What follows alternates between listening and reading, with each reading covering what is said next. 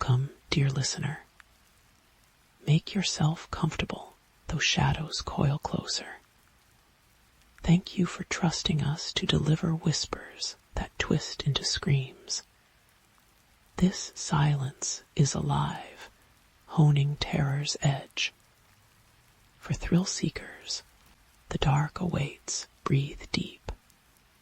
Let the nightmare begin. Story 1.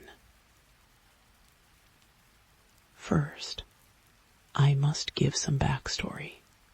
When I was younger, I worked for my lake community during the summer season for as long as I remember.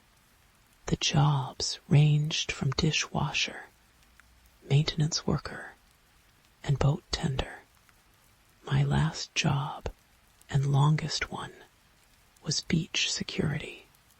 The lake had a small beach with a building that had a game room, a deck overlooking the beach, a restaurant, a small motel, and a lobby for guests of the hotel and restaurant. I was assigned to check in guests of the beach and make sure they were members in good standing, who paid their community dues, and also to enforce the rules beset on the whole area. I would get a lot of flack from this job from Karens, crusty teens, and other idiots who were up for the summer. It came with all the drama that you would see on a CW teen drama. Show the story took place during the summer and fall of 2011. I graduated college, and I promised myself that this would be the last year I would work for the community. I was tired of the drama, and I was ready to find a real job, to bank more money this year. I also took the position of doing night duty as beach security. For this, I would monitor the property for 3 more hours after the game room and restaurant closes at 11 p.m. And I would make sure no one is trespassing on the property. I would mostly walk the property and then stay in the lobby area, watch TV, and play on my Nintendo DS until my shift is over. 98% of the time it would come and go. But sometimes I would see the occasional deer, raccoon, fox, and black bear walk the deck. I would also have to ask people to leave and slash, or call the community security for assistances. I should mention, I am an unarmed security guard, and I don't own anything for self-defense.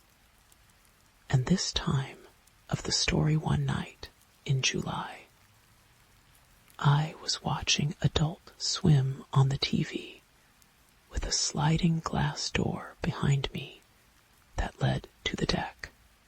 The show that I was watching goes to commercial break and screen goes black. When that happens, I see on the reflection of the TV screen someone standing on the deck, looking into the door and looking at me. I immediately jolted up and turned to the figure and just stared at him. The guy was about 5'8", wearing a dirty black hoodie with a white Adidas logo on it, navy blue basketball shorts, and white sneakers.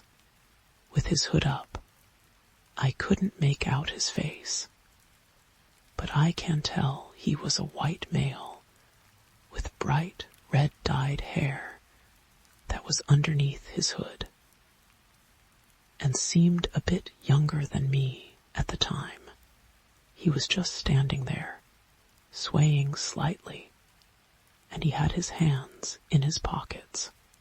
He was staring at me, but also it was like he was looking through me.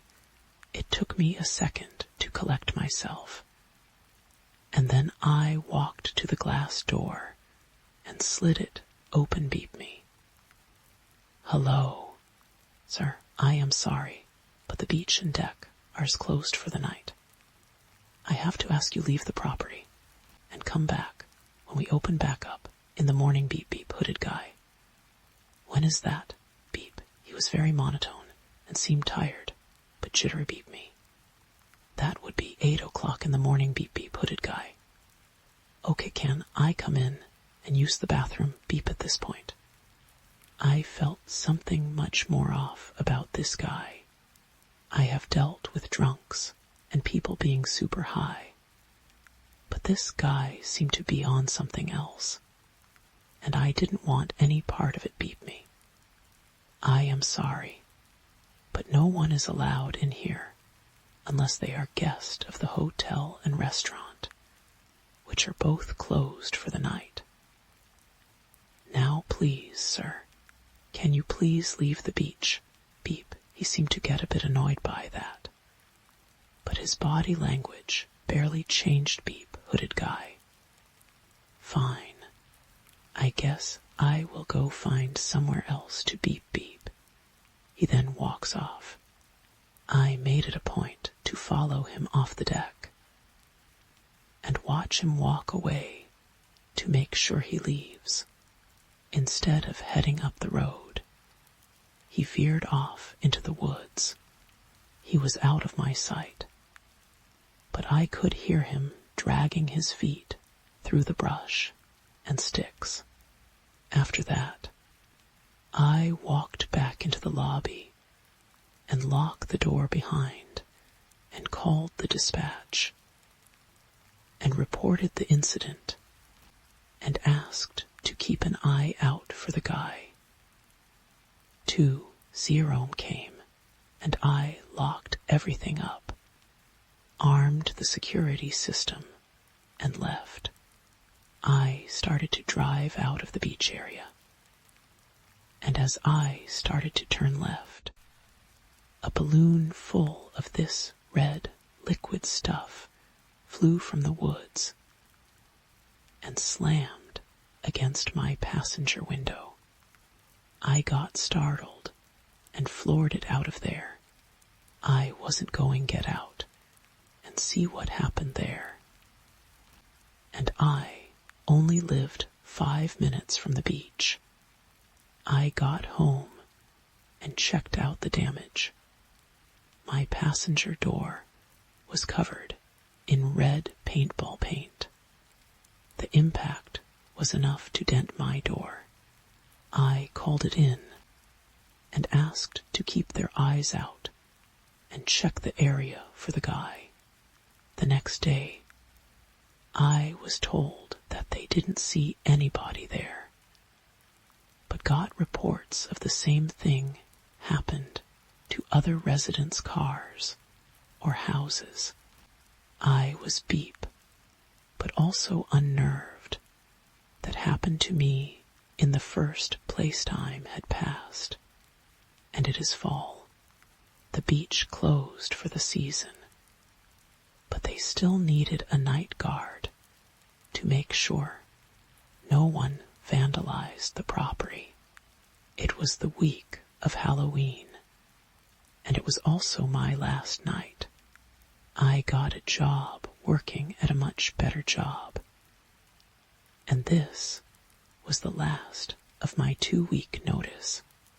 I also went to a Halloween party during day and went all out as Jason Voorhees with a machete from Walmart as well.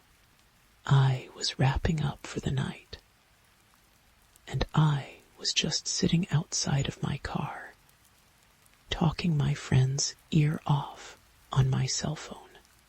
As I was talking, I could hear some leaves rustling and twigs snapping in the woods behind the dumpster. I told my friend that I had to go, and I hung up. This was my dumb white person in a horror movie moment. I walked slightly closer to where the noise was coming. It was dark, but slightly lit from the parking lot's lights.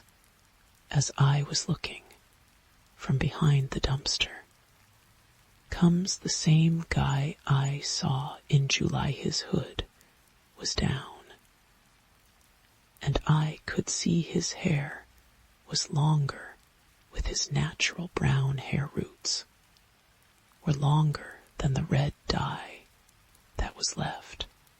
He began to fast walk up to me, growling, and his face was plastered with rage. He had a black iron pipe in his right hand, and he was swinging it a bit while he came at me. He covered a lot of ground quickly. I ran to my car, and I opened my back passenger door. I was facing. I grabbed the machete I bought for the party, and I raised it over my hand and stood my ground. I don't remember what I said to him.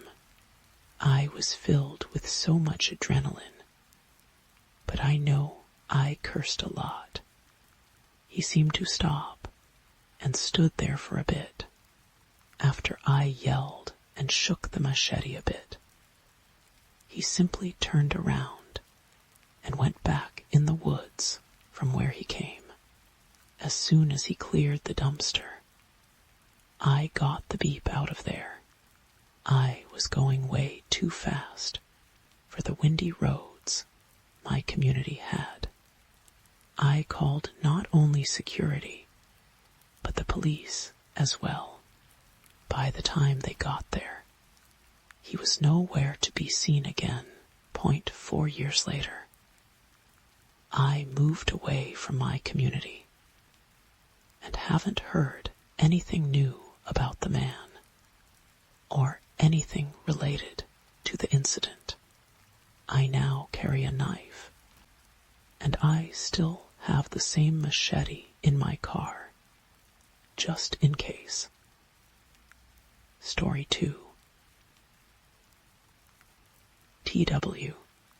Beep assault. I know. It's a weird title, but my situation is even weirder. Let me start off by saying I am your typical run of the mill hermit. I am a lesbian and very into the whole cottagecore vibe and aesthetic. I live in a small but quaint log cabin in the middle of the woods with my husky pup Chow. My property is about 2 acres, and my abode is in the middle of a small clearing surrounded by wilderness. The nearest town is about 10 miles away, and it's a 15-minute journey to the grocery store. I was living my best life in the middle of the woods until last week. For some context, I am really into horror stories and cryptids and all that jazz, which is actually kind of ironic considering I live in the middle of butt beep nowhere, and the nearest house is miles away. Now do I believe in these supposedly real terrifying creatures? No, of course not. But now I think I am going to have one's child. Me and Chow were just on a stroll in the middle of the afternoon on a nice day. My fur child was in the middle of taking a beep when a beep, awful putrid smell wafted up nostrils. It smelled of rotten garbage and had heavy notes of metal. The breeze had carried the stench from ahead of us. And before I could get the beep out of there, because it could be a dead body or something Chow, mid-beep, mind you, took off running and barking. I grunted in frustration, not wanting to investigate, but took after my son.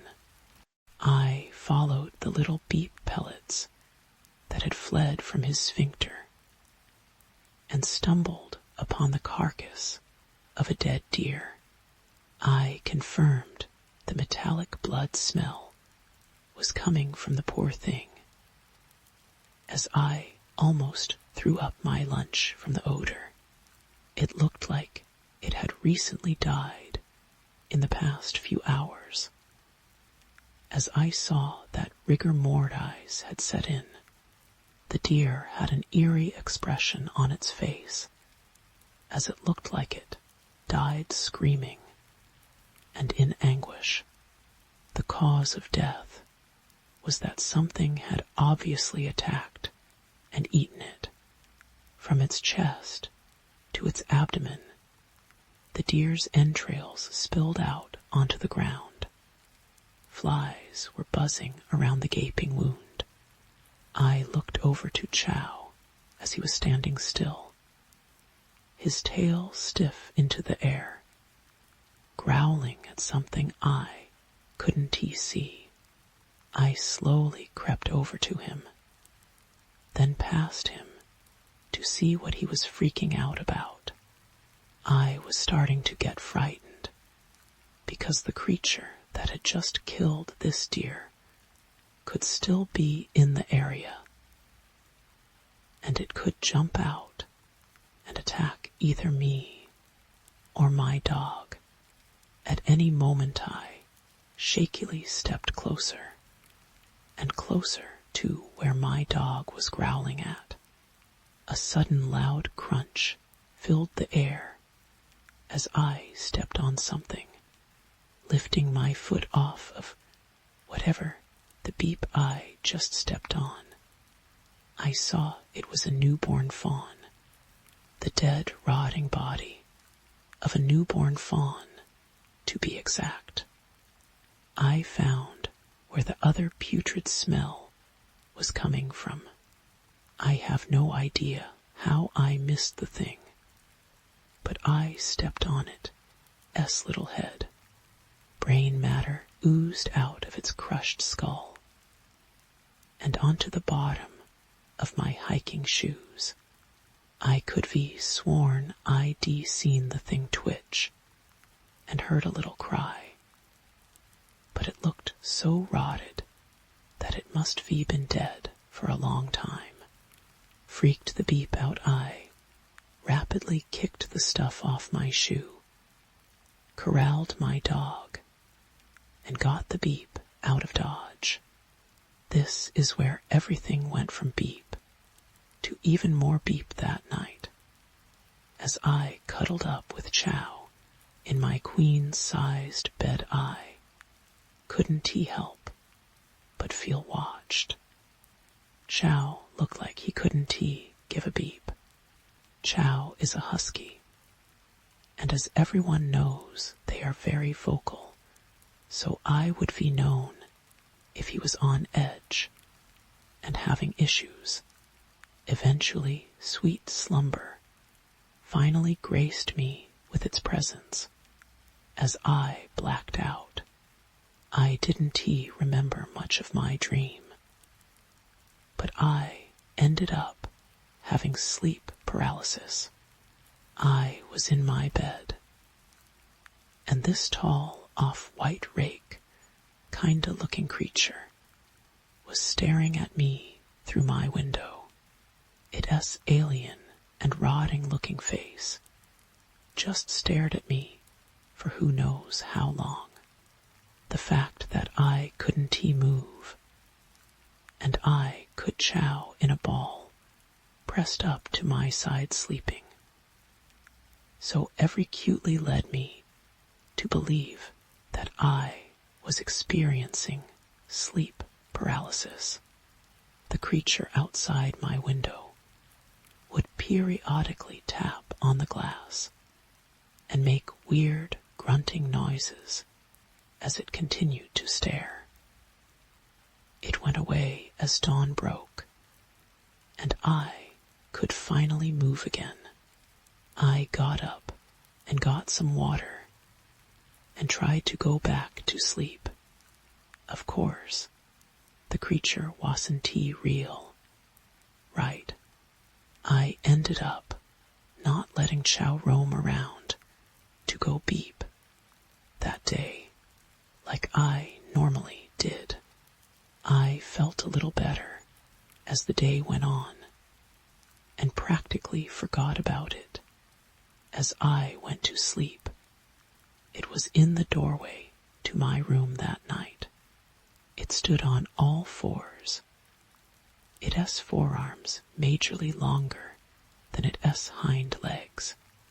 I could see parts of its skeleton where bits of flesh had fallen off. I hallucinated a similar smell to the scene we stumbled upon before. I must have been hallucinating. It stood there again, just staring at me all night. I didn't go back to sleep. Night 3 was the worst and weirdest. I drank 5 cups of coffee that day and tried my hardest not to fall asleep. I don't even remember falling asleep. Have you ever had sleep paralysis? But it was like a wet dream, an odd, very satisfying sensation of pleasure erupted down there as the creature was on top of me.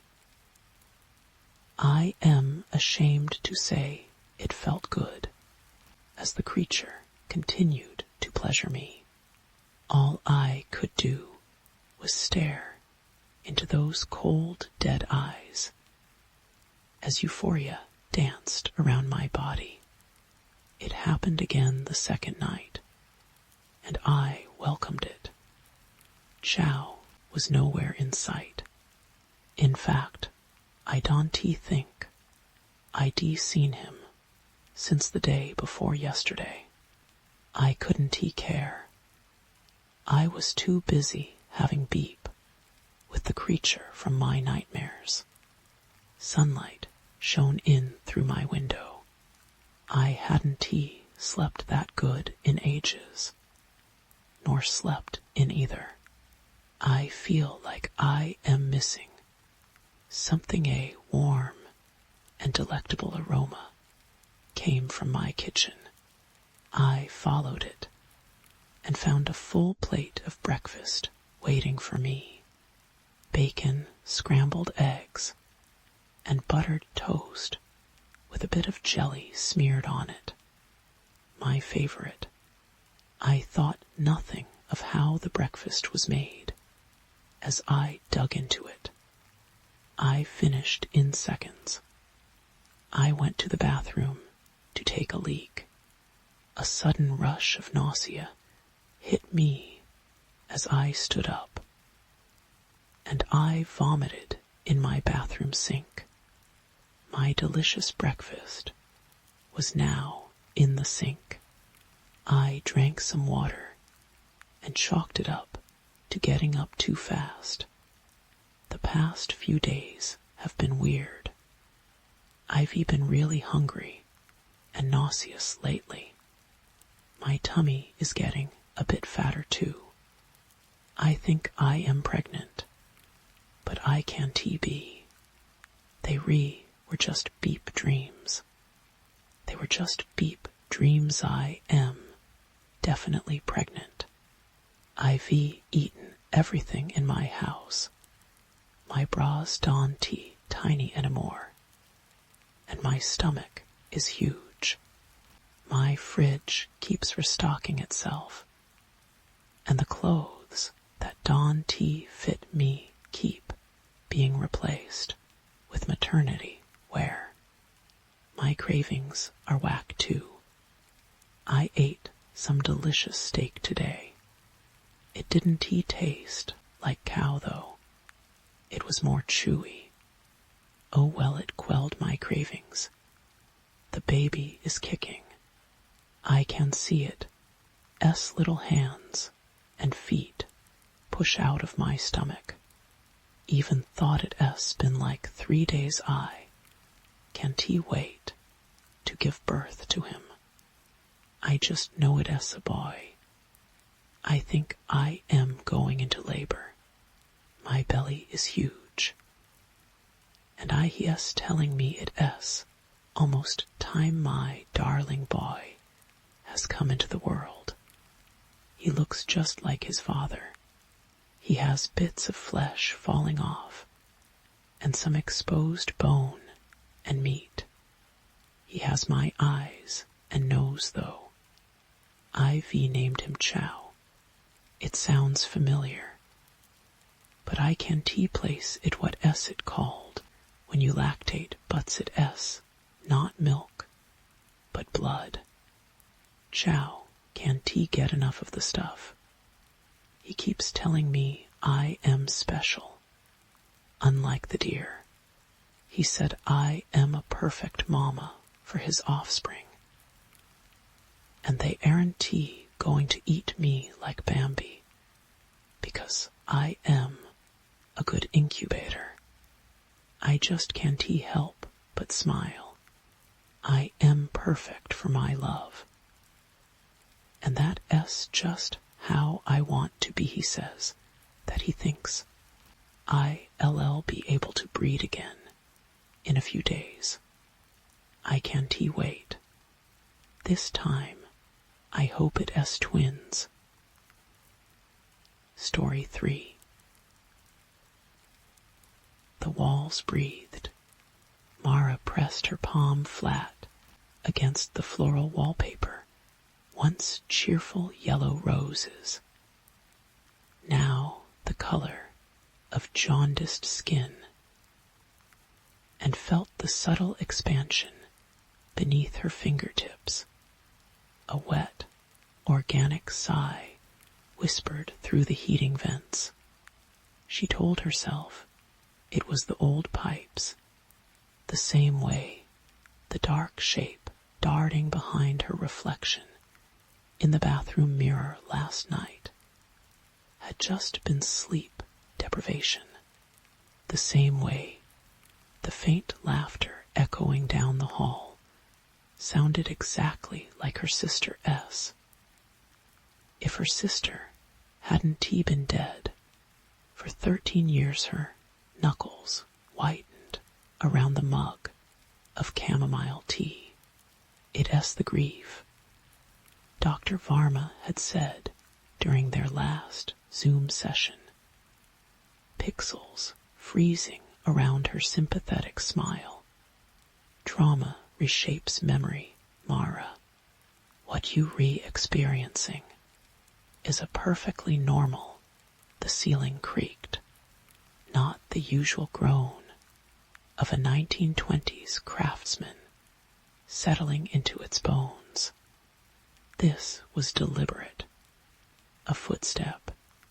Mara stared at the water stain above the couch, a Rorschach blot that had grown teeth overnight, and counted breaths.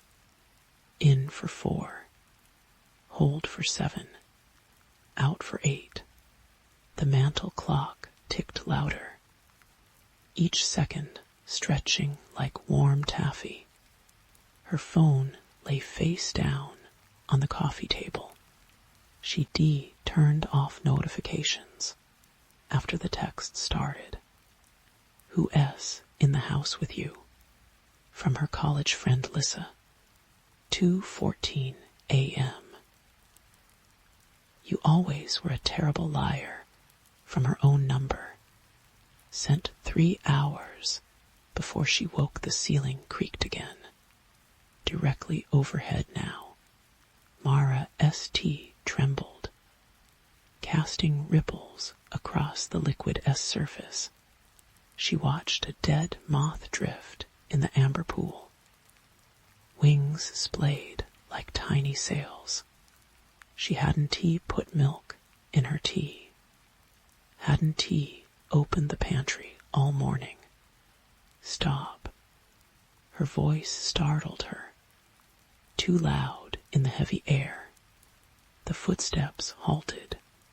She'd begun cataloging the inconsistencies like evidence for a trial. Only she would attend. The front door deadbolt, found unlocked every morning, despite her obsessive checking. The framed photo of her and Ellie on the fireplace mantel, where their smiles grew progressively more distorted. Ellie's eyes, now black pits. Mara's mouth, stitched closed with what looked like actual thread. The cloying scent of gardenias that clung to the stairs. Though Mara had never planted flowers here, couldn't he bear to? After the accidente high, clear giggle floated down the staircase. Mara was moving before conscious thought clicked into place. Bare feet slapping against cold hardwood. The tea mug shattered against the floorboards. Up the stairs 13 steps. She'd never noticed there were 13 each creak, a gunshot in the silence. The hallway stretched longer than physics allowed, framed photographs warping as she passed. Her parents melting into faceless blobs. Childhood vacations, bleached colorless. Ellie's bedroom door stood ajar. Mara's lungs burned. She'd kept it sealed since moving back into the family home last month. The realtor's cheerful such potential, ringing hollow as a church bell.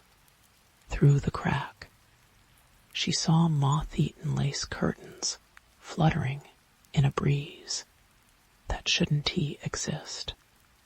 The window was boarded shut, had been since you took forever. Mara's hand froze on the doorknob. The voice was syrup sweet, decay underneath. She knew that cadence, the way it used to sing Mr. Sandman off-key during bath time. Her fingers found the scar on her collarbone, ragged edges under slick skin, a souvenir from the shattered windshield, from holding Ellie's limp body in a ditch blooming with wildflowers. The door swung inward. Ellie sat cross-legged on the canopy bed, wearing the same strawberry shortcake pajamas from that final sleepover. Her hair cascaded in perfect chestnut waves, not matted with blood and summer rain, but her eyes, oh God, her eyes were pure obsidian, swallowing the light. Miss me. Ellie's smile split her face too wide, revealing teeth like shards of broken porcelain. Mara's knees buckled. She caught herself on the dresser, sending a hairbrush clattering. The mirror above it showed only an empty bed. You're not real. Laughter like wind chimes made of bone. Says the girl who has been sleepwalking through life since 3rd grade. Did you really think you could outrun me here, in our house? The walls pulsed. Mara's vision swam with phantom colors, bruise purples, infection greens. she focused on the constellation sticker Ellie had placed on the ceiling at age 9, now peeled and curled like a dead spider. The accident, it was my fault. I told the police that. I told everyone. Ellie tilted her head, a marionette jerk. You told them. You swerved to avoid a deer. Such a good little liar. Something cold, unspooled, in Mara's gut. The memory surfaced like a corpse from deep water. Her hands tight on the steering wheel. Ellie's giggles from the back seat.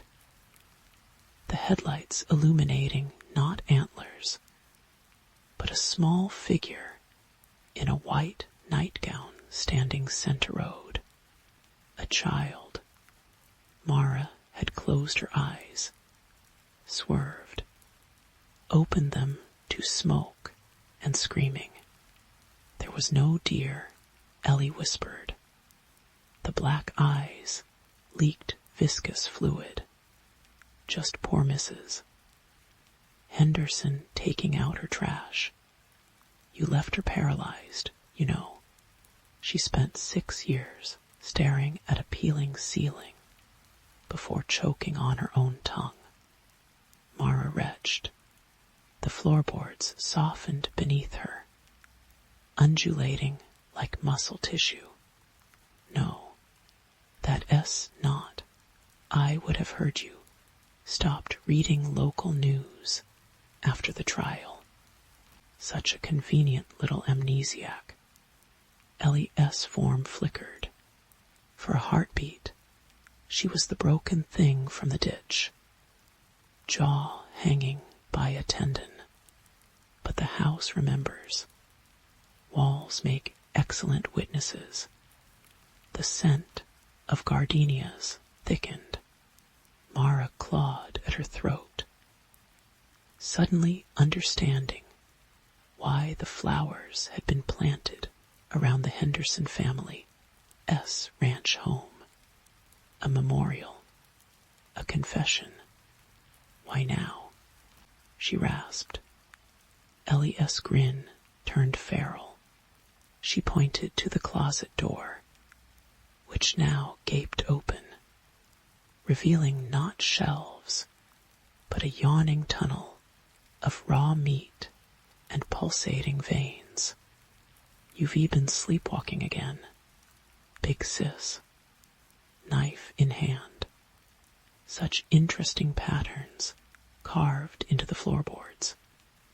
Mara stumbled back. Her hands, when had they become so stained, burned with the phantom grip of a handle. The nightmares she attributed to PTSD took on new contours. Moonlight through her bedroom window. The satisfying crunch as blade met wood. Whispers guiding each cut. Not symbols. Words. Ellie's voice came from all directions now, harmonizing with the house's wet respirations. You invited me in. Scratch, scratch, scratch at the walls between worlds. Now we were going to have so much fun. The first crack appeared in the ceiling, with a sound like snapping cartilage. Fine dust rained down, no, not dust. Moth wings, thousands of them, swirling in a vortex that coalesced into familiar shapes. The paramedic hoodie pulled her from the wreckage. Missing since 2014. The grief counselor hoodie prescribed sleeping pills. Found with his wrists carved into origami. The realtor's face forming now. Mouth stretched in a silent scream. Mara's back hit something warm and breathing. The hallway had sealed shut behind her, the walls now ribbed and glistening. Elias' hand cold, so cold slid into hers. SHHH. Her not sister crooned as the closet tunnel pulsed in invitation. The best part S just beginning. Somewhere below, the front door creaked open. Mara S' own voice floated up from the foyer, bright and poisonous. Honey, I am home. The walls screamed with her. Story 4. The walls breathed when Clara wasn't looking. She'd catch the movement in her periphery wallpaper, rippling like the flank of some great animal. The faintest wet sound of inhalation. But when she turned her head, there'd only be the same faded chrysanthemum print her mother had chosen in 1997, the same water stain shaped like Italy above the baseboard, the same hairline crack running from ceiling to floor that the housing inspector had called superficial when she inherited the place 3 weeks ago. She pressed her palm against the crack now. Cold seeped through the plaster.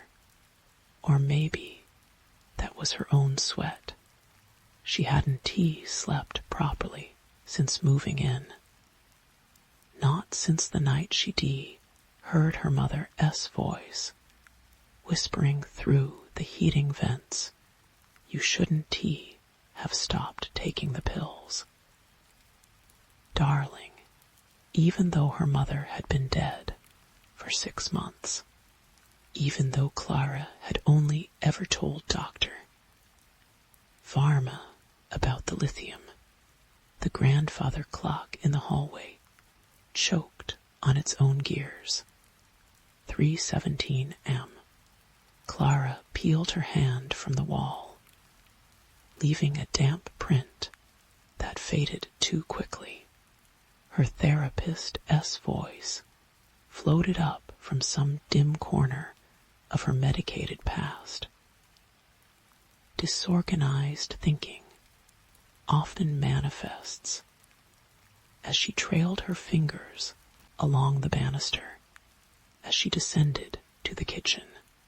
The wood felt wrong, slightly spongy, like touching a corpse S forearm. She'd eaten breakfast at this table every morning as a child, scraped her knees running across that linoleum, stared out that smudged window above the sink, while her mother sliced apples too thin, the blade tick-tick-ticking against the cutting board like a metronome, counting down to the refrigerator hummed. Clara opened it just to feel the light on her face. Condensation dripped down a jar of mayonnaise, a leftover container of lo mein from when she couldn't remember ordering Chinese. The noodles squirmed under the plastic lid. Stop it, she hissed. Her breath fogged the fridge light. You're not real.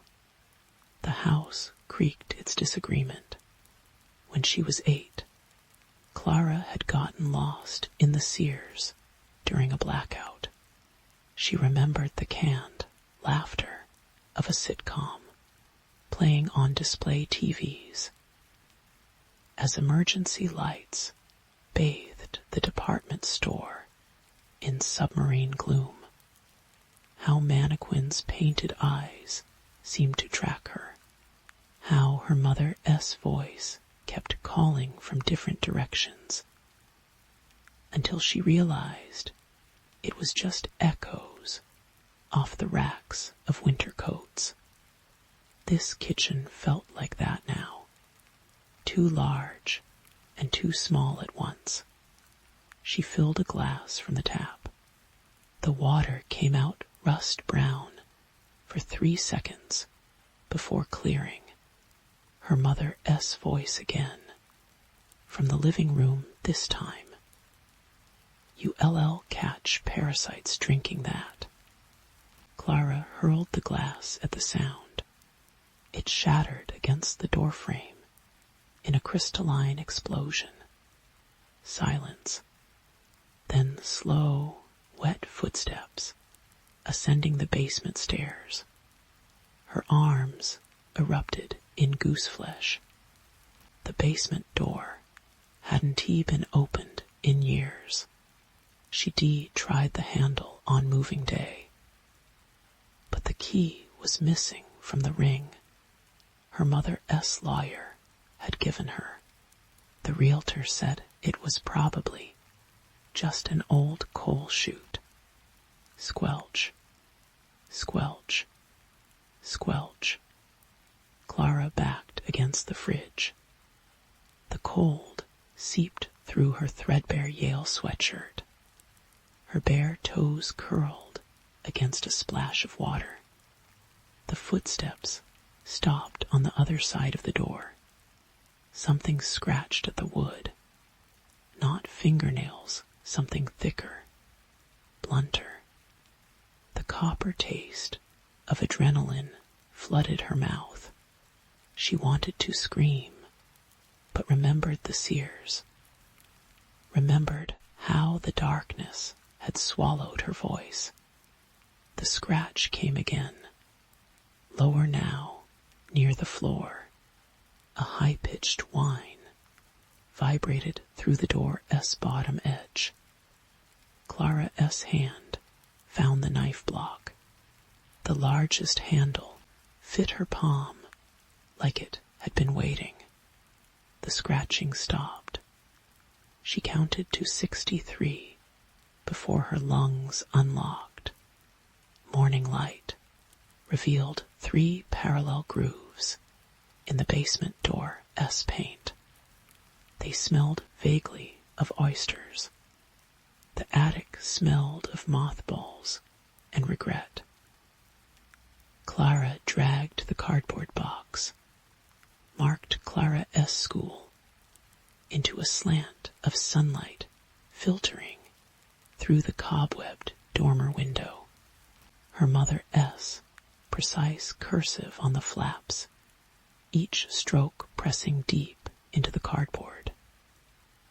As if she could contain her daughter, S, entire childhood, through sheer force of will.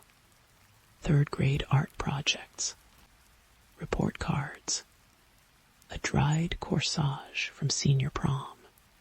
Clara sifted through the artifacts like an archaeologist studying a stranger S life. At the bottom, wrapped in yellowed newsprint, she found the doll. Its porcelain face was cracked along the left cheek. One glass eye reflected the attic S shadows. The other had been replaced by a button sewn crudely with black thread. The doll S dress, once white lace, hung in rotten tatters. Clara didn't remember owning this. A cold spot formed between her shoulder blades. The attic S single bulb flickered. The doll S head rotated with a gritty click. Clara dropped it. The porcelain shattered against the floorboards, releasing a puff of gray powder.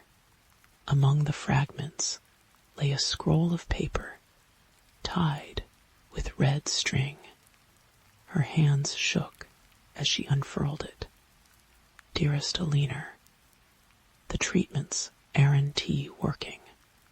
Dr. Phillips says we must consider more permanent solutions before the rot spreads.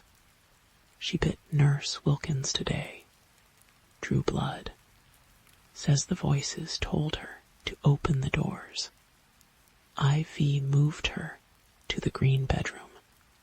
Had to remove all sharp objects. She keeps scratching at the walls. Claims something S trying to get in from the other side. Last night I found her kneeling in the basement, licking the drain. She said the letter ended mid-sentence. Clara turned it over. Nothing. Her breath came in shallow sips. Aliner was her grandmother S name. The family plot in St. Michael S Cemetery showed she died at 28. Suicide, according to the dates. The attic door slammed shut downstairs. Clara scrambled to her feet. Dust motes swirled in agitated spirals. She reached for the pull string to descend the ladder and froze. The doll S remaining eye stared up from the floor. The button eye. Except now, it wasn't a button. It was a human iris, swimming in vitreous fluid. Dr. Varma S. office smelled of lemongrass and disappointment. You stopped taking your lithium. It made my hands shake. Clara picked at a hangnail. The doll S.I. had vanished when she looked again. The attic door had been open all along. You think I am cycling. Are you sleeping? The house makes noises. Houses do that. Dr. Varma adjusted her scarf. Have you contacted your sister? Clara S. laugh came out jagged. Emily thinks I am having a breakdown, are you? Sunlight glinted off the Dr. S. framed credentials. Clara focused on the V in Varma, how it resembled a bird in flight. My grandmother was institutionalized. Yes, you mentioned that last year. Genetic predisposition docentee she was kept in our house. There S a letter. Dr. Varma S. pen paused. What kind of letter? Clara saw it again, licking the drain felt, that eye staring. Proof. The clock ticked. Down the hall. Someone laughed. Let S increase your seroquel. The moon painted the hallway in milk blue light. Clara lay on the floor, where the carpet met the stairs' wooden runner. Cheek pressed to the fibers. She'd been here for hours, watching. The house didn't breathe when watched directly, but if she let her focus soften there, the baseboard warped. Plaster undulated beneath the wallpaper. Italy became Sardinia, became a Rorschach stain. She stopped the lithium, started the seroquel, mixed them with the half-empty bottle of gin from her mother S. bedside drawer. The combination made her skull feel like a snow globe thoughts, swirling, then settling in strange new configurations. Scritch, scritch, scritch. Not from the basement door, from inside the walls. Clara sat up. Her vision swam. The hairline crack pulsed faintly, emitting a glow like light through frosted glass. She pressed her ear to it, breathing, not hers. And voices have to purify the line LES, still screaming in the green room. Cut it out before it spreads. Clara recoiled. The voices wherein T in the walls. They were her voice. She fled to the kitchen. The knife block gleamed under the stove light. The basement door hung open. Blackness yawned beyond. A smell rose from the stairwell, wet earth and copper, and something sweetly feckle. Her mother stood at the threshold. "You shouldn't be down here, darling." Clara S. throat closed. Her mother S. house dress was soaked from hem to knees. Mud caked her slippers. One hand clutched a rusted garden trowel. "Mom, the roots get into everything." Her mother S. face remained in shadow. "We tried to burn them out, but they grow back, stronger." Clara reached for the light switch. The bulb exploded in a rain of glass. When her eyes adjusted, the doorway stood empty.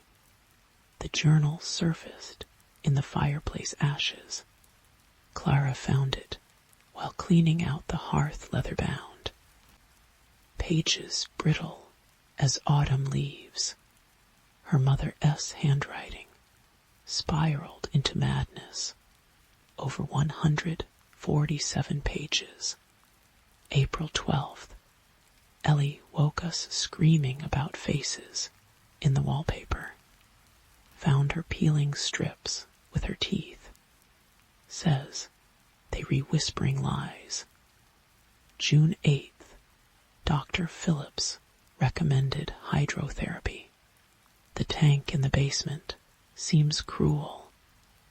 But what choice do we have? The alternative is letting the rot spread. Father says we must protect the bloodline. September 19th, she escaped again. Found her in the garden, digging up the rose bushes. "They re-hungry," she kept saying.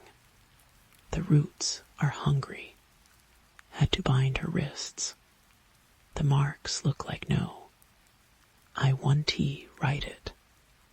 Clara turned to the final entry. The ink bled through the page, as if wept onto paper. They re-coming through the walls. The roots found the cracks. Ellie was right, they re-hungry. And I can't stop screaming. Because the thing wearing Father S. face is peeling itself out of the basement walls. And oh God, the roots are in my teeth, the rest dissolved into frenzied scribbles. Clara spent 3 hours vomiting into the kitchen sink. The green bedroom S door had always been locked. As children, she and Emily dared each other to touch the handle. Their mother would fly into rages if she caught them near it. The key fit perfectly. Dust snowed from the hinges. Clara S. phone flashlight revealed peeling mint green walls. A twin bed frame stripped bare. Bars on the window. And the chair. Iron restraints dangled from its arms and legs. Dark stains mottled the seat cushion. The backrest bore deep gouges, 5 parallel lines, repeated hundreds of times. Something glinted on the floor. Clara crouched. A fingernail, yellowed, curled like a dead beetle. Her phone died. In the sudden dark, cold fingers brushed her neck. The thing in the basement, didn't he walk? It unfolded joints popping like green wood in a fire, flesh sloughing off in wet sheets to reveal glistening cartilage beneath. Clara watched from the kitchen window as it dragged itself across the moonlit lawn. Its head rotated 180 degrees, smiling with her Father S. mouth. You left the door open. It gargled through a throat full of mud. Clara woke screaming. They found Eleanor Voss S. medical records, sealed in a trunk, buried under the rose bushes. Clara dug until her nails tore, guided by dreams of roots squirming beneath her skin. Admission date, March 12th, 1947. Diagnosis, dementia precox with acute psychotic features. Treatment, hydrotherapy, insulin shock therapy, prefrontal lobotomy. The last entry, patient expired during procedure. Cause of death, asphyxiation on foreign object. Note, recovered 14 inches of root-like tissue from trachea. Origin unknown. Photographs fluttered from between the pages. Clara caught one before the wind took it. A woman strapped to the chair, eyes bulging, mouth stretched around a thick black tendril emerging from her throat. The caption read, Subject EV final purification. The walls were singing. Clara pressed her ear to the crack. Her lithium shakes had returned, worse than ever. The Seroquel bottle lay empty in the bathroom trash. Hush, little daughter Dawn T, say a word Mama S. Gonna buy you a mockingbird. It was her mother S lullaby. But the voice had too many teeth. And if that mockingbird Dawn T sing Mama S, gonna cut it clean from wing Clara. S nose bled. The drops sizzled where they hit the floorboards. She took the knife to the wall. Plaster crumbled. Something writhed in the cavity, black and glistening. Thicker than a man's thigh. It pulsed to the rhythm of the lullaby. The tendril lashed out. Cold. So cold it burned. Clara fell back as the thing retracted into the wall.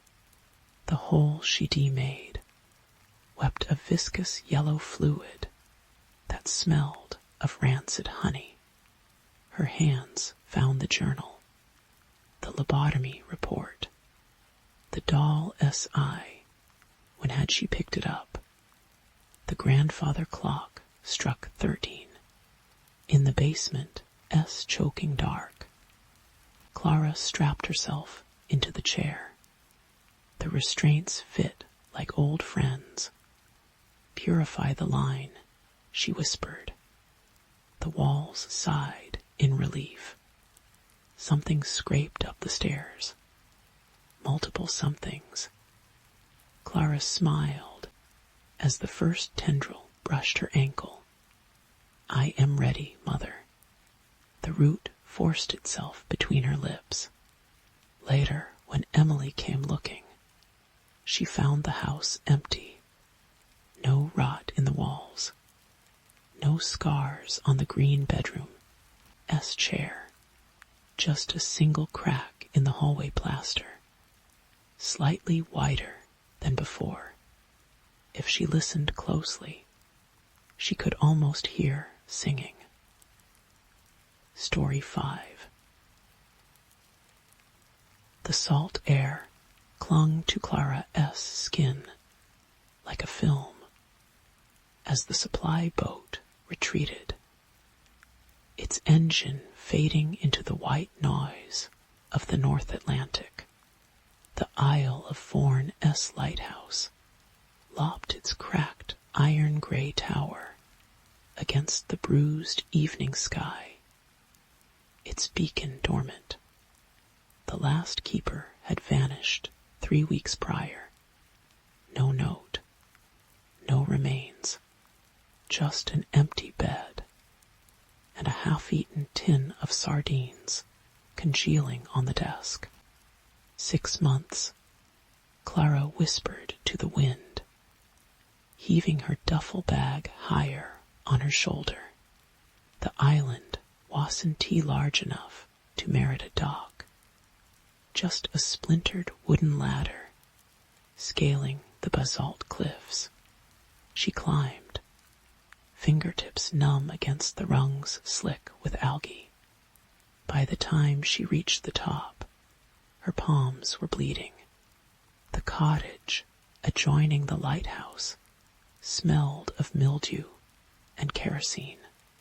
Clara traced a finger through the dust on the kitchen table, revealing initials carved by generations of keepers. J.M. 1912 R.S. 1947 EP 1999. The most recent EP had left a stack of weather logs in the desk drawer. Elias Porter. His handwriting deteriorated over the month's neat block letters. In January, dissolving into spidery script by March. The final entry, dated 2 days before his disappearance, read, "They re-singing again. Can't he tell if it s the wind?"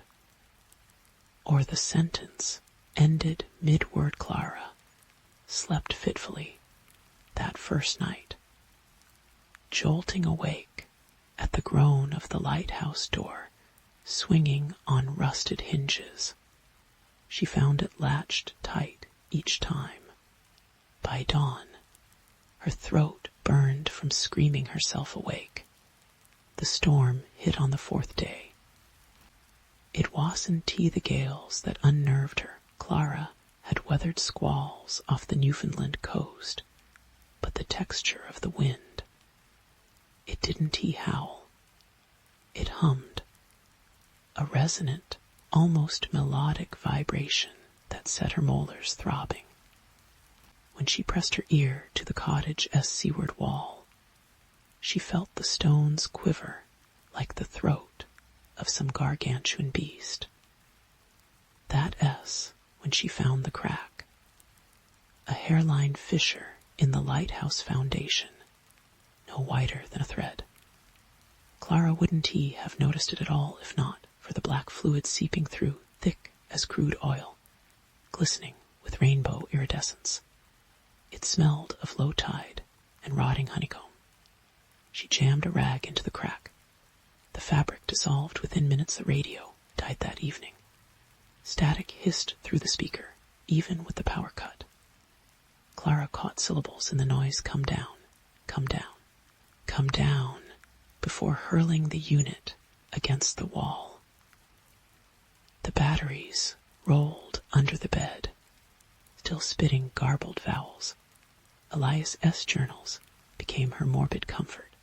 She read them by hurricane lamp, tracing his unraveling. February 14th. Migraines worsening. Found another starfish in the rain cistern. It had 7 legs. Threw it back. March 3rd. The crack under the west wall is growing. Dried mortar. It ate through it. Something S moving in the cistern at night. Sounds like wet ropes dragging. March 14th. They were not starfish. Clara checked the cistern. The rainwater was black, viscous. When she dipped a ladle, something brushed the underside, not the soft caress of algae, but a deliberate tap. She didn't sleep that night. By the 2nd week, time distended. Clara forgot to wind her father's pocket watch. The hands froze at 3:17 am. She started marking the walls with charcoal, 4 slashes for each sunset. The storm never relented. Waves chewed at the cliffs, vomiting up things that didn't belong a ship-s figurehead, with coral blooming from its eyes. A crate of wine bottles filled with bioluminescent worms. A child-s rubber boot crusted in barnacles. Inside the boot, a human molotha hum deepened. Clara felt it in her marrow now, a subsonic thrum that made her vision blur. She caught movement in her periphery swift, glistening shapes that vanished when she turned. Her reflection in the lighthouse lens began to lag half a second behind her movements. The crack split the west wall open on the 17th day. Clara woke to the sound of wet masonry crashing into the sea. Moonlight, when had the clouds parted, illuminated a jagged maw in the lighthouse floor. The stones bled that same iridescent sludge, and there, half embedded in the ooze, a hand, not skeletal, not decayed, a perfectly preserved human hand, its fingers splayed in rigor mortis, wedding band glinting. Elias S. Clara reached before she could stop herself. The sludge surged. Tendrils of black fluid coiled around her wrist. Cold as abyssal water, she wrenched free. Skin blistered where it had touched her. The beacon ignited on its own that night. Clara watched from the cottage as the fractured lens cast malformed shadows across the cliffs. Something stood silhouetted in the beam, a spindly figure with too many joints. It didn't vanish when the light rotated away. Hallucinations, Clara told herself. Isolation does things to the mind. She stopped eating when she found the first tooth in her porridge. Stopped drinking when the cistern water grew teeth of its own. Her own face in the mirror looked borrowed pupils dilated to black dimes. Hair brittle with salt. The singing began in earnest on the 23rd day. It came from the crack. A chorus of overlapping voices, neither human nor animal. They harmonized with the lighthouse hum, weaving through the frequencies of Clara's panic. She stuffed her ears with wax. It didn't help. The song bypassed her eardrums, vibrating directly in the sutures of her skull. Come down, it beckoned, not in English, but in the primal language of hunger. Come down, come down. Come. Clara descended at 3:17 am, pickaxe in hand. The crack breathed cold air that reeked of deep ocean. Her headlamp revealed a tunnel bored through the island's bedrock, walls smooth as glass. They pulsed faintly, live. She followed the Sledge River, followed the handprints, followed the sound of something massive shifting in the dark. The tunnel opened into a cavern where the walls were not walls at all, but interlocking ribs of cartilage. The floor undulated. Clara's light swept over a mound of glistening black eggs, each the size of a coffin. They quivered, and there, lashed to the cavern's central column with cords of muscle, was Elias, or what remained of him. His torso fused with the column, skin replaced by chitinous plating. His mouth stretched into a lipless grin, teeth sharpened to needles. The thing that had been Elias turned its head a full 180 degrees and spoke through a cloud of translucent shrimp teeming in its throat. You relate. Clara ran. The eggs hatched as she passed. The lighthouse door 1T lock anymore. Clara huddles in the lantern room, pickaxe clutched to her chest. The sludge has reached the 3rd floor landing. It brings gifts her father S. pocket watch, still ticking, a photograph of her mother S. grave, a fresh set of teeth. From below, the singing swells. The walls sweat black fluid. Her charcoal marks are gone, replaced by bioluminescent scrawls. CR 2023, sometimes when the beacon lights. Clara sees them on the cliff shapes that might be men, might be pillars of kelp, might be the dreams the island is chewing into flesh. They wave. She started waving back. The crack is wide enough to crawl through now. It whispers of warm places where the pressure would fold her bones to jelly, where she'd never be alone again. Clara S. begun humming along. The next supply boat arrives in 5 months. Story 6. The cicadas stopped singing first. Clara noticed their absence on her 3rd evening at the farmhouse. Standing barefoot on the warped porch boards as fireflies winked in the encroaching darkness, the silence felt heavier than mere quiet thickness in the air that turned her shallow breaths into something laborious.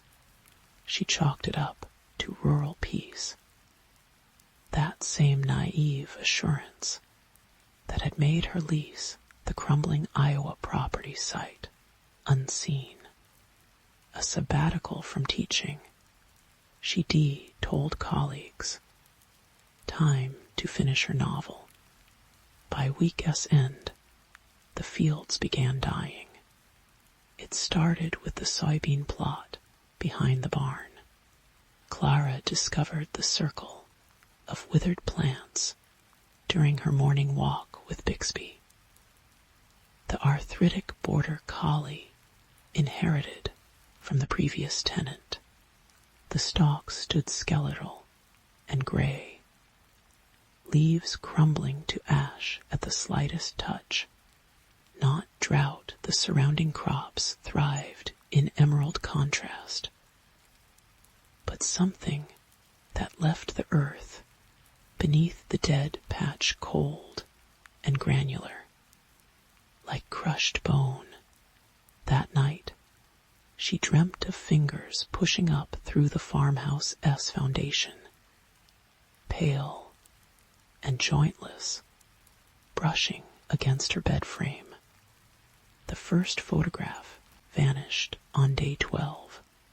Clara had tacked a Polaroid of her parents above the kitchen. Sink their grinning faces, framed by the Grand Canyon S rust-colored walls. She awoke to find the image replaced by a square of discolored wallpaper. The edges curled and brown, as if the snapshot had aged 50 years in a single night. When she reached to touch the stain, her reflection in the window above the sink wavered, just for an instant, a ripple across her features that left her face blurred, like a portrait left in the rain. Old houses settle, she told Bixby as she triple-checked the locks at sunset. The dog S' milky eyes tracked something moving along the ceiling beams. Things escalated after the well went bad. Clara found the steel bucket floating with dead frogs. Their bulbous bodies burst open to reveal intestines like knotted black thread. The water stank of spoiled meat and copper, a smell that clung to her hair for days, despite scalding showers. That evening, static engulfed every radio frequency. Through the white noise came whispers, not words, but the shape of words, vocal cords vibrating in a throat that wasn't human. She smashed the antique Philco against the hearth, but the voices migrated to the walls, a suzerainess beneath the floorboards as she tried to sleep. The creak of the rocking chair on the porch, moving in perfect rhythm with her own panicked breathing. The cold spot arrived in July. It manifested in the upstairs hallway. A patch of air so frigid it made Clara's teeth ache. Passing through, it felt like being plunged into a frozen lake. That initial shock, followed by the terrible understanding that something was down there with you, its hands closing around your ankles. One sweltering afternoon, she tossed a handful of flour into the chill. The powder hung suspended for 3 heartbeats before coalescing into the outline of a face. Elongated jaw, hollow eyes, a mouth stretched wide enough to unhinge. Bixby began howling at the property line each dusk, his howls turning to wet gurgles as darkness fell. Clara found tufts of his fur stuck to the barn door's rusted hinges, the strands glistening with a substance too thick to be saliva. When the dog finally disappeared, all that remained was his collar lying in the dead soybean circle. The leather strap chewed through from the inside. The dreams worsened. Clara now saw the fingers, every night slim and bone-white, emerging from cracks in the plaster, curling around doorframes. In these visions, she wandered the farmhouse, only to find new rooms. A narrow pantry filled with jars of liquid that pulsed like hearts. A basement where shadows congealed into humanoid shapes that mimicked her movements half a second too late. Once she woke standing in the cornfield behind the barn, her nightgown caked with dirt, the taste of loam, and something metallic coating her tongue. On the morning of August 1st, the attic hatch fell open. Clara hadn't touched the pull cord since moving in. The ladder unfolded itself with a series of gunshot cracks, dropping into the hallway in a shower of dust and dead spiders. The air that wafted down carried the sweet-rot stench of funeral flowers. The journal lay centered in the attic's sole shaft of light, bound in cracked leather the color of dried blood. Its pages detailed the previous tenant's descent into madness. A woman named Alina, who inherited the land from her father in 1937 entries grew increasingly fragmented. July 14. The stains 1T scrub out. Ma always said this land remembers. But what S it remembering through me? July 29. Found another tooth in the well. Docen T match mine, or Harold S. The roots are too long. August 12. It wants me to open the doors, not the real doors the others. Says it S been waiting in the cracks since before the glaciers came. The final entry consisted of a single sentence. The ink blotted as if written during a seizure. IT tastes our dreams, and we are the crumbs beneath this. A crude sketch of the farmhouse, overlaid with concentric circles, like ripples around a stone dropped in water, except the stone was represented by a spiraling symbol that hurt Clara's eyes. Its curves, suggesting a mouth frozen mid-scream. That night, the walls began to sweat. Thick, iridescent droplets oozed from the baseboards, gathering into rivulets that defied gravity to creep upward along the floral wallpaper. Clara fled to the kitchen, only to find the floor tiles undulating like a liquid chessboard when she pressed her palms to her eyes. The afterimage of that spiraling symbol burned against her eyelids. "You exhausted," she whispered, back pressed against the humming refrigerator. Stress hallucinations. Sleep deprivation. The house answered with a groan from its foundations, a sound too resonant, too deliberate to be settling lumber. Clara realized with dawning horror that it perfectly mimicked the timbre of her own voice.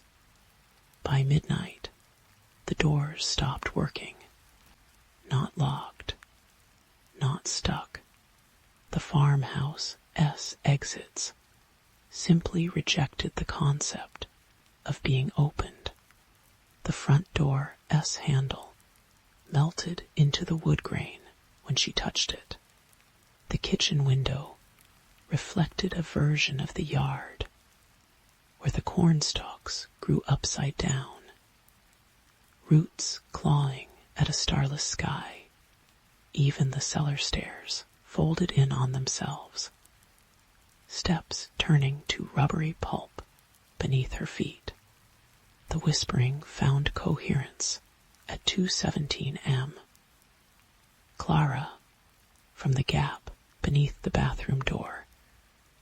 "We see you," hissed through the keyhole. "Open the doors," rising from the well-s rancid depths. She retreated to the bedroom.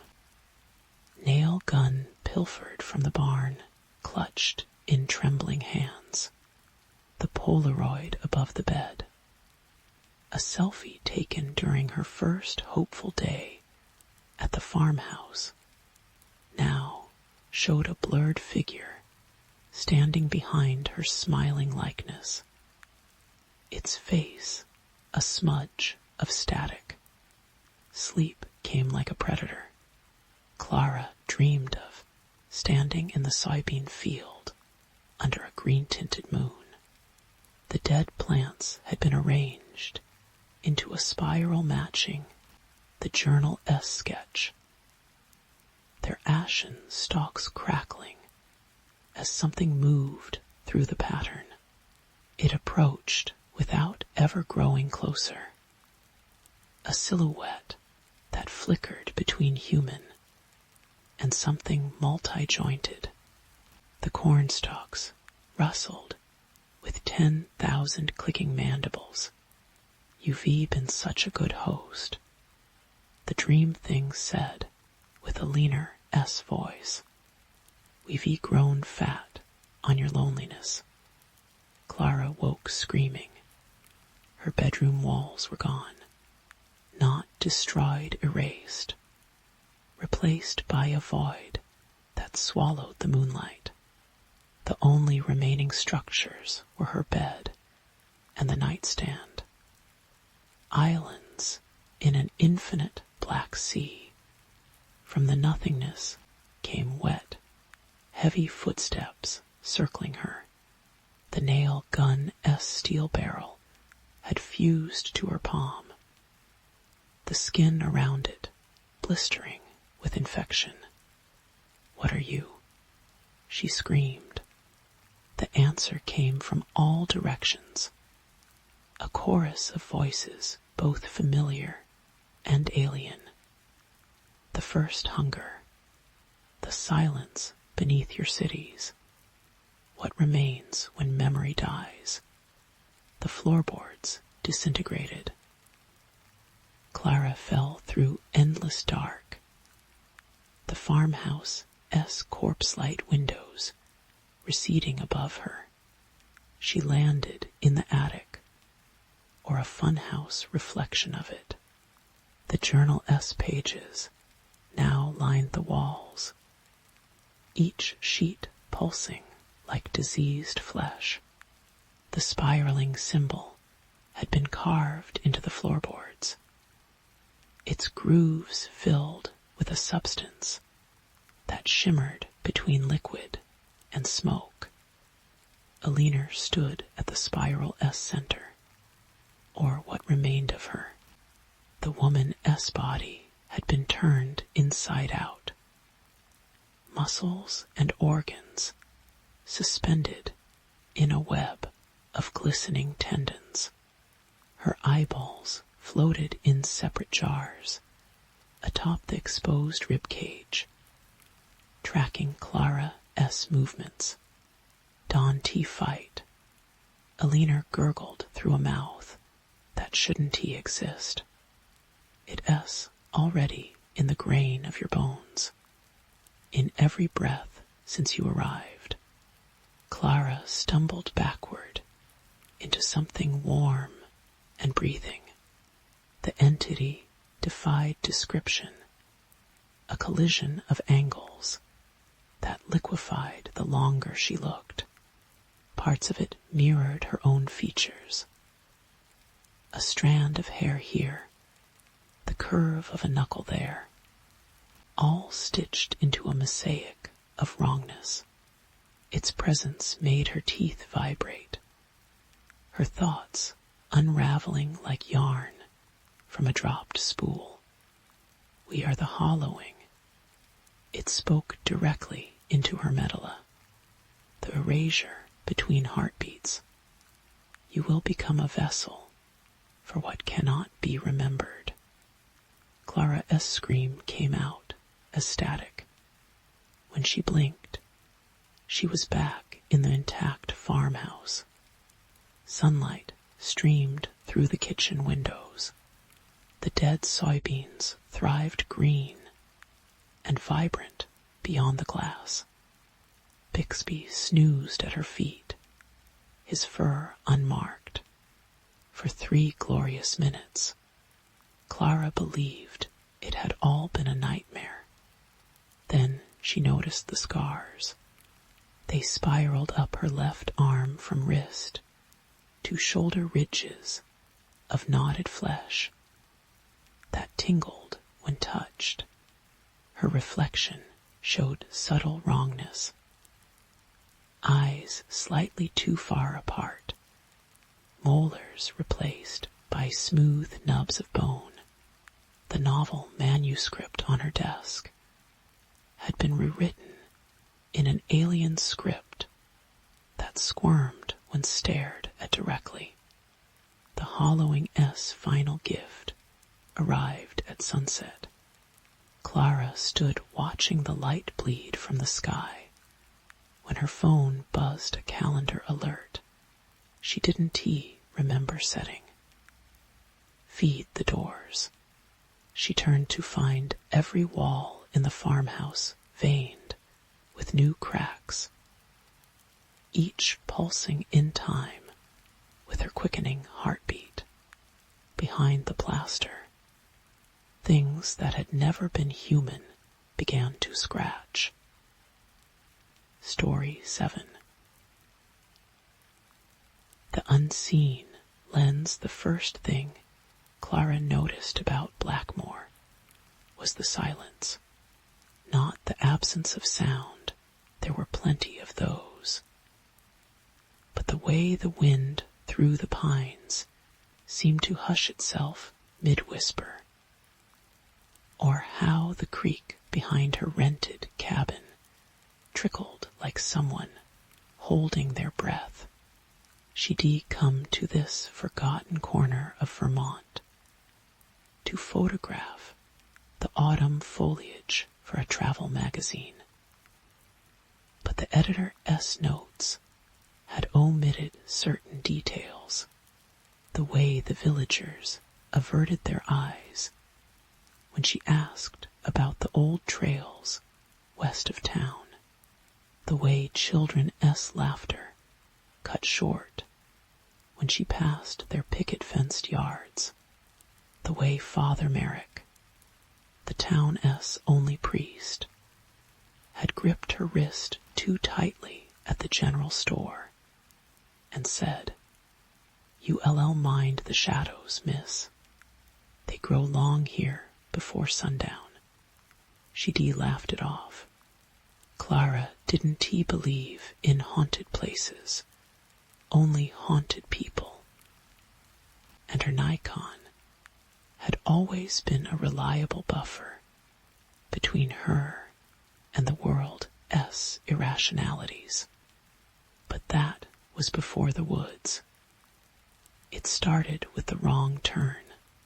She'd been following a deer path, chasing the perfect shot of crimson leaves backlit by October sun, when the light shifted, not dimmed, but thickened, like honey poured over glass.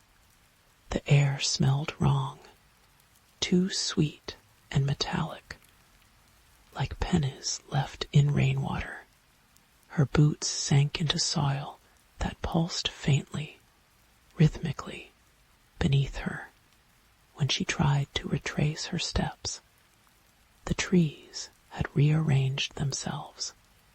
Birches now grew where oaks had stood, their bark peeled back in long, wet strips to reveal veined pulp beneath.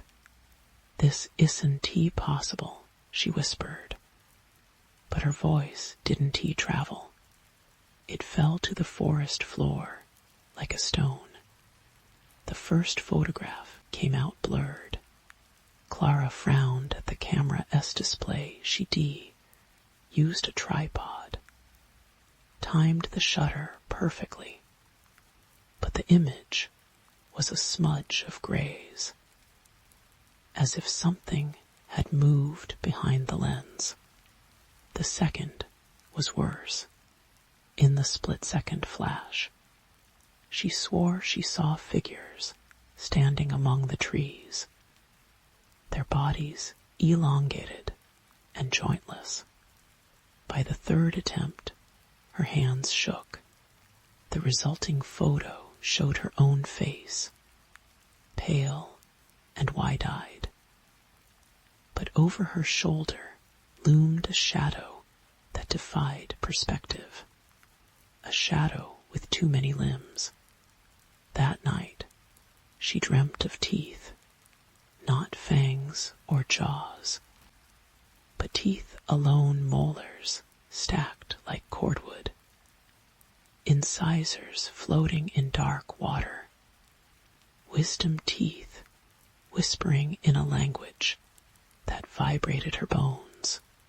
She woke tasting copper, her pillow damp with saliva that glimmered faintly green in the dawn light. "You shouldn't have gone into the woods," said Jake. He was the only local under 60 hoodie spoken to her, a rangy mechanic, with eyes the color of tarnished nickels. They sat in his garage, where Clara had fled after finding her cabin S walls streaked with handprints that seeped through fresh paint. The prints were small, child-sized. "It's just some kids playing pranks," she said, too sharply. Jake wiped grease from his hands with a rag that left darker stains. "Kids don go near those woods. Not since the Simmons boy vanished in '98. They never found his body, just his shoes filled with mushrooms." His laugh was a dry rasp. "You think I am crazy. They all do till they see." "See what?" He wouldn't answer, but as she left, he pressed a rusted key into her palm. "Storm cellar behind the chapel. You'll want proof when it starts." The thing about horror is that it never arrives shouting. It seeps. Clara noticed the stains 2 days later, damp patches on her ceiling that migrated when she wasn't looking. Her reflection in the creek blinked a half-second too slow. Strangers began appearing in her photos.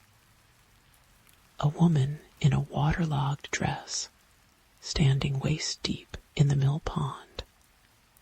A man with no eyes tending the cemetery, oldest graves. A child peering from the hollow of an oak, skin fused with bark. When she zoomed in, the child's mouth opened impossibly wide. A black hole ringed with thorns. The worst was the noise, a wet, rhythmic shucking, like corn being husked, that followed her from room to room. She tore the cabin apart, searching for its source, and found it in the bedroom wall, behind the plaster. Something fibrous and warm pulsed between the studs. When she touched it, the wall murmured. Father Merrick's storm cellar smelled of soil and spoiled meat. Clara's flashlight trembled over jars of preserved things that twitched in their brine's eyeballs, trailing optic nerves. Fingers curled like fetuses. A ledger lay open on a workbench, its pages filled with names and dates, stretching back to 1693, the last entry read. Margaret Vaughn, OCT, 31, 2023, offering accepted her mother's name. Clara vomited into a corner. Her mother, Hoodie, died screaming in a psychiatric ward 2 years prior. Her mother, Hoodie, clawed at her own face until it hung in ribbons, babbling about the watcher in the walls. The same mother whose funeral she skipped to shoot a celebrity wedding. The ledger's previous page held a photo, Polaroid, faded. A woman knelt in a stone circle, hands raised to a towering shape that bent the surrounding trees into impossible angles. The woman was Margaret. The date, October 31, 1989, the night Clara was conceived. They came for her at moonless midnight. She meant to flee, but the road unspooled endlessly into blackness. Her headlights swallowed after 10 feet. The cabin's walls had begun to peel. Layers of paint and wood curling back like flower petals to reveal glistening meat beneath. That S when the whispers started not in her ears, but in the marrow of her teeth. You've always known, they hissed. Blood calls blood. She ran to the woods, because there was nowhere else. The trees parted, then closed behind her. Roots snagged her ankles, guiding her downhill to a clearing she'd never seen on any map. The stone circle from the photo stood intact, its monoliths carved with sigils that squirmed under her gaze. Around it lay 9 corpses in varying states of decay, each clutching a camera. The freshest corpse wore a flannel shirt Jake, his eye sockets blooming with violet fungi. His camera S viewfinder showed Clara S' face, her pupils slit like a goat S. You relate. Father Merrick emerged from the trees. Flanked by villagers, she recognized the postmaster, the woman from the diner, the children who Dee pretended not to see her. Their eyes were all wrong, reflective, hungry. Your mother promised you, he said, gesturing to the central altar. Its surface was etched with a single phrase. The lens sees the unseen, a life for a life. She gave herself to the watcher to spare you. But debts, he smiled, teeth sharpening, must be paid. Clara S' camera grew hot in her hands. The villagers chanted in a guttural tongue as the clearing breathed, the ground undulating beneath her. Her Nikon S lens cracked, then split open, revealing a gelatinous orb veined with black. It swiveled to face her. See, the watcher crooned through her own throat. See what you are. The last thing Clara captured was her reflection, not in the camera, but in the watcher, S.I., a thing of rot and roots and countless churning mouths, its form tethered to this world only by her stubborn, screaming denial. She pressed the shutter anyway. They found her camera 3 days later, lodged in the crook of a birch, where no birch should grow. The film, when developed, showed a series of increasingly frenzied self-portraits. In the final frame, Clara smiles, her eyes eclipsed by dark liquid, hands fused with something fibrous and pale. Behind her, the trees stretch into a black horizon, their branches forming a single, unblinking eye. The travel magazine ran the photos as a Halloween feature. Readers praised their chilling authenticity. Subscriptions doubled. No one noticed the subtle changes in subsequent issues, how the shadows in landscape shots seemed to twine toward the viewer, how portrait subjects' pupils dilated slightly more with each edition, how the paper stock developed a faint, fungal smell after rain, and in Blackmore, the storm cellar waits, its jars bubbling softly.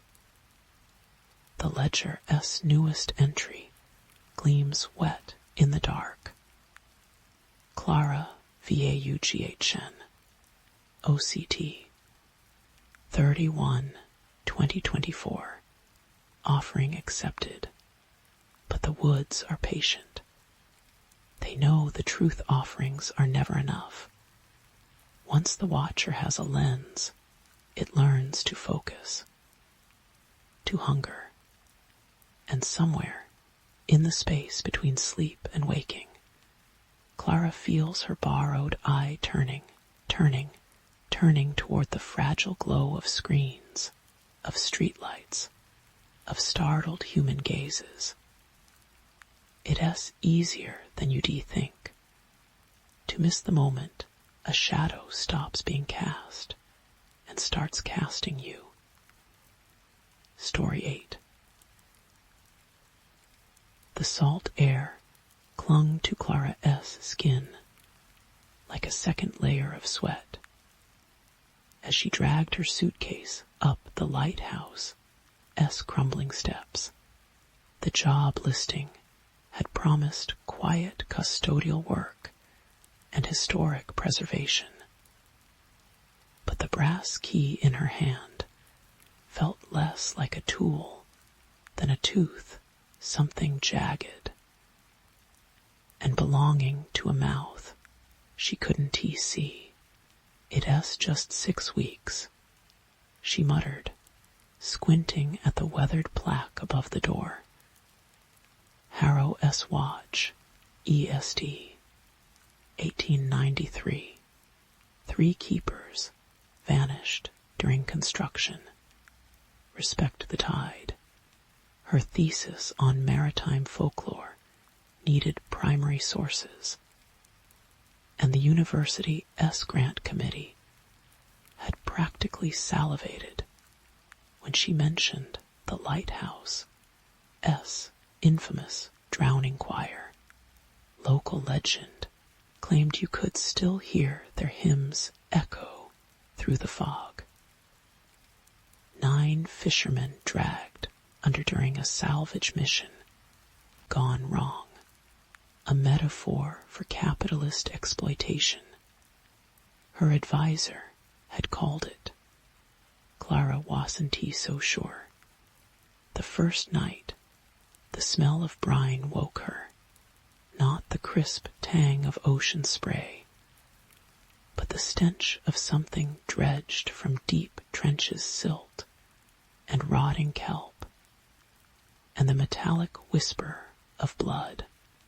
Her phone's flashlight revealed nothing but peeling wallpaper, yet her bare feet left damp prints on the floorboards as she crept downstairs.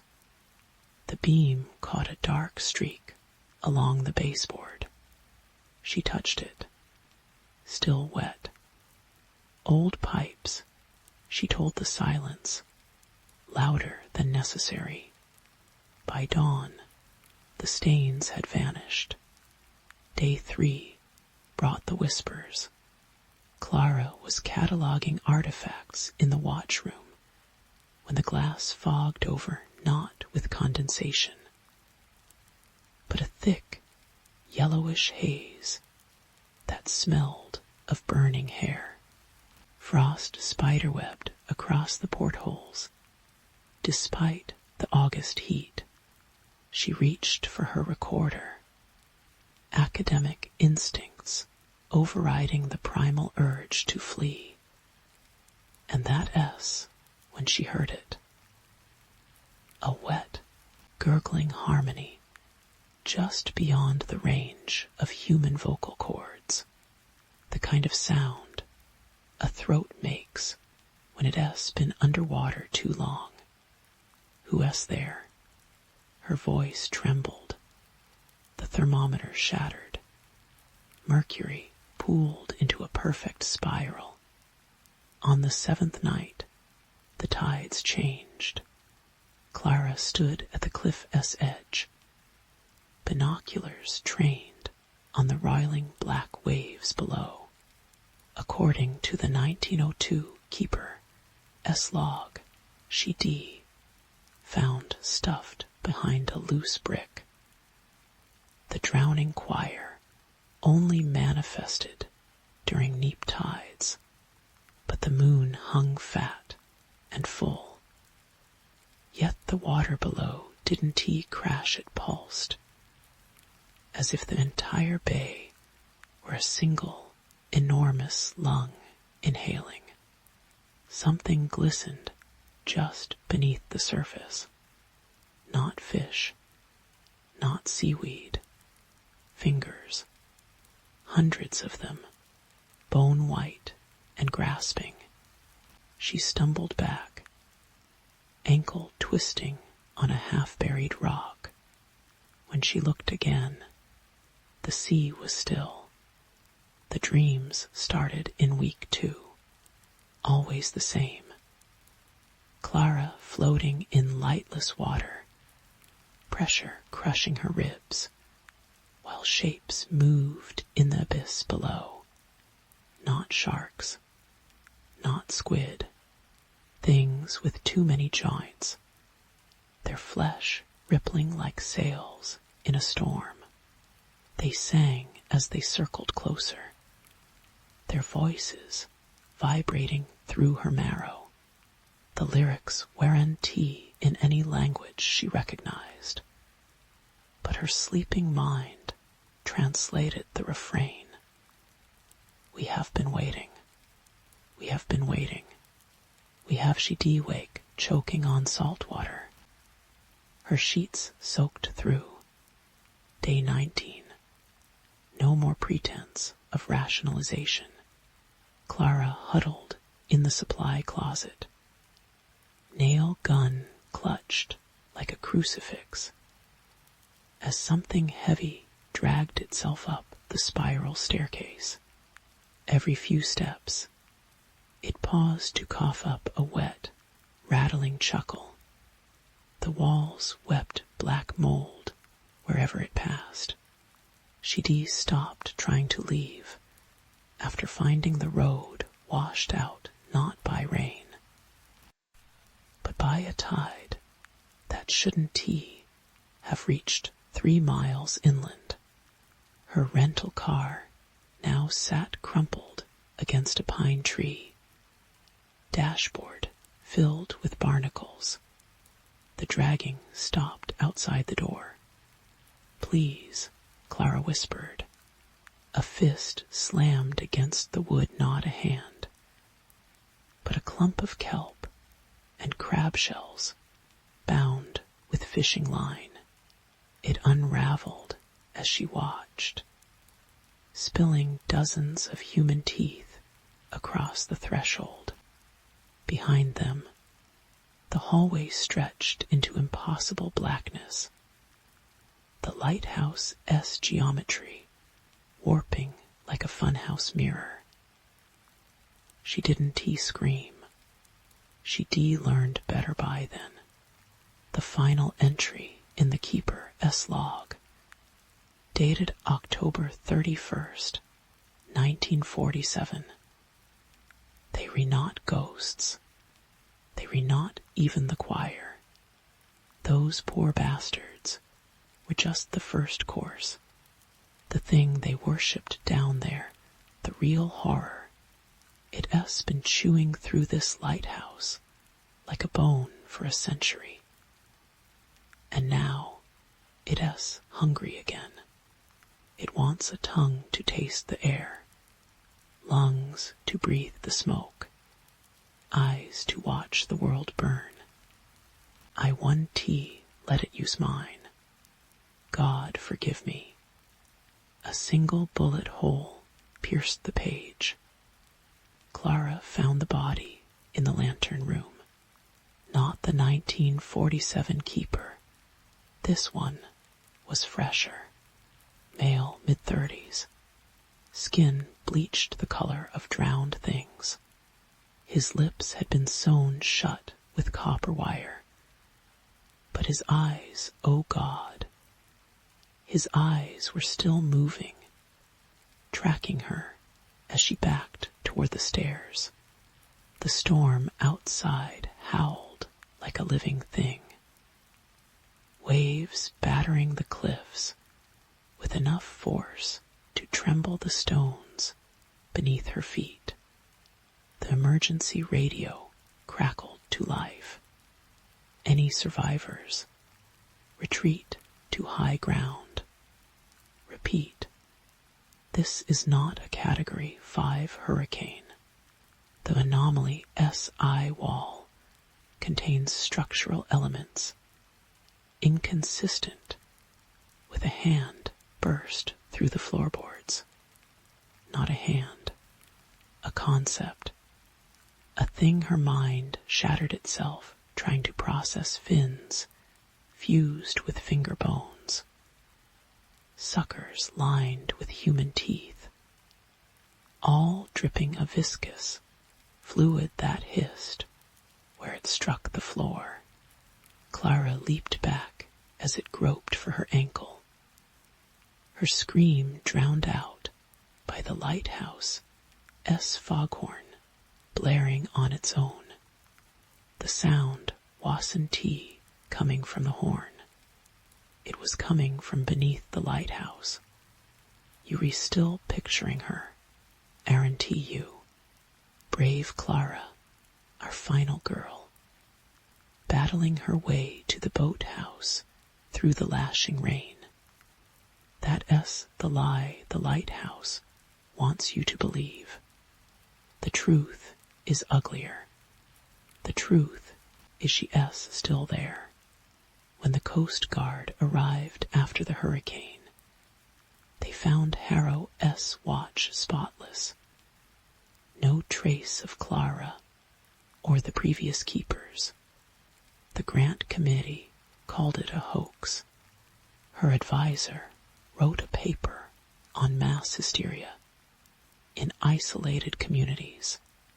But sometimes, when fog rolls into harbor towns along the coast, people report hearing a woman's voice mixed with the mournful bleat of ships' horns. They swear the mist feels aware, that it lingers a little too long in doorways and watches from rain-streaked windows. A few even claim to glimpse a figure made of seaweed and shadows, her mouth sewn shut with copper wire, eyes glowing like drowned moons. They always disappear before dawn. The drowning choir has a new soloist now.